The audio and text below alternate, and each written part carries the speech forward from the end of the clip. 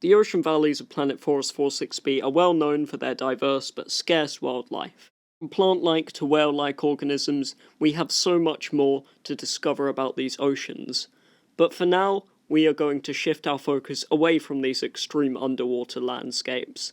Before we do that, let's take an in-depth review of all of the animals submitted to this project.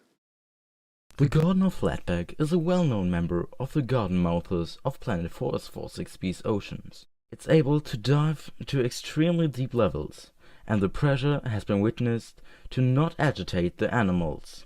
More information is needed to be collected before we can make sure that he's a member of the Magnacidae, and as the name suggests, grows toxic plants-like species on its back. The prey will dive through this technique, and if the prey is big enough, the garden of Flatback will crush and consume it with its large mouth. It lived 90.1 until 50 million years ago and was mass outcompeted by most aquatic predators. The animal's flat and hard back can commonly make it mistaken as a rock, tricking more prey to consume the toxic plants. Eventually, the animal will die through the toxins eroding its back away to damage the organs. They reproduce only once in their life and can have about 1 to 2 offsprings. I was the Dinohorst. Thanks a lot for listening and for including me. Have a wonderful day. Bye.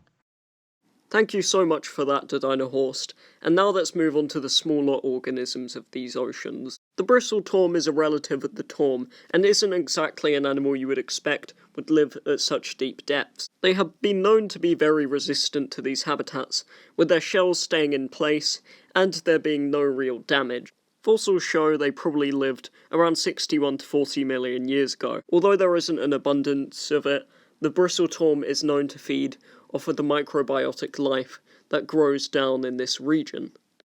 They were moderately small, being around 2 to 4 feet long, depending on the region of the planet. Its predators include Umbrella euganidae, although many other animals are known to have been hunting them. Umbrella euganidae is a species which has already been covered in the Zoologicals Island video, which I'll link in the description down below. The final member of Tormidae which I'd like to talk about today is called the Ignis Tom. The Ignis Tom got its name from the Latin word fire. The reason for this nicknaming is fascinating. These animals are known to be able to go into extreme pressures and then dig into the earth, to a point of where they can get 27 meters into the Earth's crust, all the way down in the deepest depths of the ocean. They recycle the fumes coming from the volcanic vents and turn this into food. They originated from 67 million years ago. Now let's travel back to the modern era of Planet Forest 46b, where we'll be talking about many present-day animals and when they evolved. First off, let's talk about one of the members of Horodecimeridae, a group created by Xenopleurodon speculatus. The particular species I'll be talking about today is known as the Titan sea reaper. The creature itself evolved around 10 million years ago and has enjoyed a long existence on the planet. Present-day population counts say it is critically endangered and could die off within the next decade. It is one, if not the largest predator of Planet Forest 46b, with a length of 15 meters, challenging the size of Earth's prehistoric sperm whales. To sustain this enormous body, they are specialized killing machines with powerful jaws and bioluminescent skin to draw their prey in.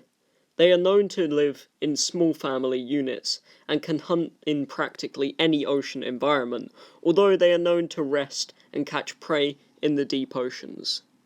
Now let's move on to one of the possible prey of these animals. The humpbacked plantipod is one of the most peculiar-looking creatures. We know very little about its evolution, and fossils only date back to around 3 million years ago. It has many unique features, such as its beak, which can pull out rough weeds, which hold very little nutrition, and it can also graze on the plant Verticulose aguntur.